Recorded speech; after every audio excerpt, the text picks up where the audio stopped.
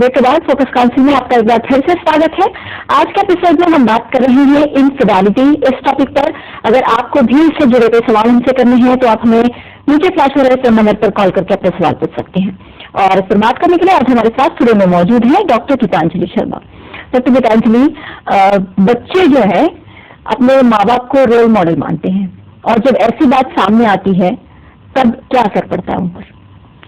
Definitely ये बहुत अच्छा क्वेश्चन है कि डेफिनेटली उस पर असर पड़ता है, बच्चों में बहुत असर पड़ता है।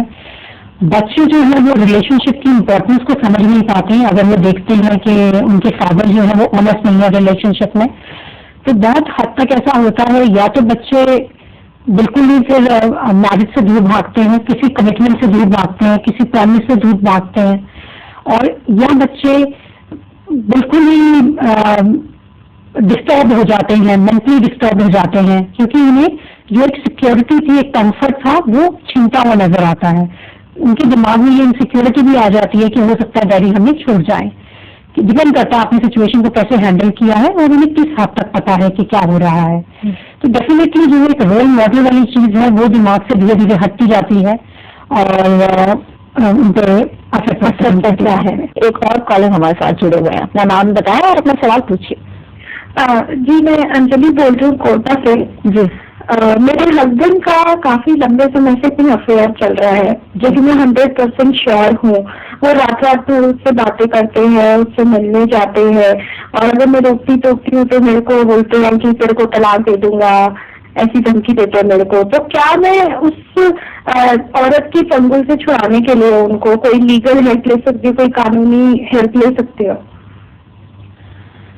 देखिए, कानूनी हेल्प के लिए आपको किसी डिवोर्स लॉयर के पास जाना पड़ेगा। उससे आप बता सकती हैं कि ये प्रॉब्लम है और जरूर आपको कानूनी सहायता मिल सकती है कि अगर वो आपका ध्यान नहीं रख रहे, बच्चों का नहीं देख रहे और आउट ऑफ मैरिज बाहर जा रहे हैं तो इसमें आपको पूरी कानूनी सहायता मिलेगी। अगर आप अपनी तरफ से सब ट्राई कर चुके हैं and your husband is not coming back to you, then you can always look forward to the court. अगर हम ये जानने की कोशिश करें कि इनफिडेलिटी की वजह क्या है, क्या कोई पार्टनर इमोशनल अटैचमेंट देने की कोशिश ज्यादा करता है या फिर फिजिकल? देखिए, रिसर्चेस जो है वो हर बार डिफरेंट चीज रिवील करती हैं।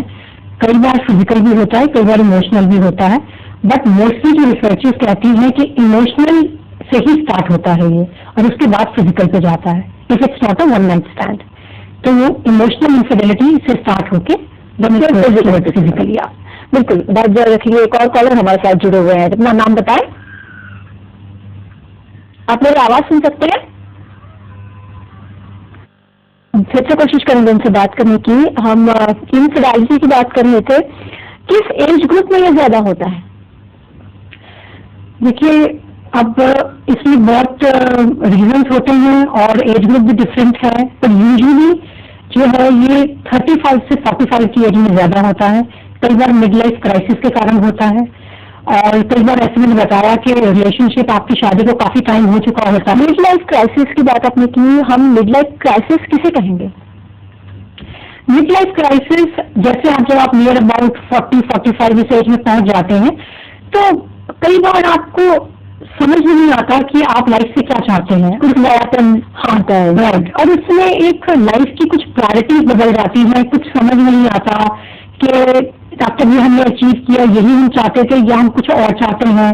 तो क्योंकि आपकी half of the life is over, तो आप कई बार रिव्यू करने की कोशिश करते हैं कि आपने जो आज तक स्टेप्स लिए वो ठीक थे या गलत थे। तो ये सारी जो चीजें हैं ये आप पे आ जाती है उस समय। एक कॉलर हमारे साथ जुड़े हुए हैं, अपना नाम बताएं। मैं लक्ष्मी बोल रही हूँ मुंबई से।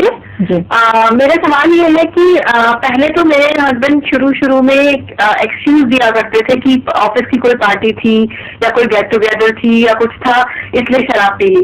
लेकिन अब वो हैबिट बन गई है पिछले 1.5-2 साल से, और अगर मैं उनको पॉइंट आउट करती हूँ या बोलती हूँ या कुछ भी कहती हूँ तो मुझे कहते हैं कि तू मुझे वैसे नहीं जीने दे रही जैसे मैं जीना चाहता हूँ, और मैं छोड़ दूंगा, मैं किसी और से शादी कर लूंगा। मुझे इस तरह की धमकियां दिया करते हैं। मैं क्या करूं, मुझे कुछ समझ में नहीं आ रहा। देखिए, पहले तो उनसे पूछिए, जानने की कोशिश कीजिए वो अल्कोहल क्यों ले रहे हैं, क्या वो किस तरीके का एस्केपिज्म है। अगर वो एस्केपिज्म है तो किसी की हेल्प ले सकते हैं, डॉक्टर की आप, जो अल्कोहल छुड़ाने में, अगर वो छोड़ना चाहते हैं। पर जैसे आपने बोला कि वो नहीं छोड़ना चाहते, वो कहते हैं मेरी जिंदगी अपने हिसाब से मुझे जीने दो। तो आप मुझे थोड़ा समझाइए, शायद इसमें मैंने काउंसलिंग की जरूरत है कि ये एक रिलेशनशिप है, इसमें आप जिंदगी अपने हिसाब से नहीं जी सकते, इसमें आप अपने हिसाब से जीना चाहते हैं जिए, पर उस समय आपको दूसरे का भी ध्यान रखना है, क्योंकि दूसरा स्पाउस जो है वो आपकी एक रिस्पॉन्सिबिलिटी है। जैसे दूसरे स्पाउस की ड्यूटी है, वाइफ की ड्यूटी है आपके नीड्स एंड वांट्स को पूरा करना, तो कहीं आपकी भी ड्यूटी है उनकी एक्सपेक्टेशंस पे खरे उतरना। जी बिल्कुल। डॉक्टर गीतांजलि, आप हमारे स्टूडियो में आई और इनफिडेलिटी से जुड़े सारे सवालों के जवाब आपने हमें दिए, आपका बहुत बहुत शुक्रिया। Thank you.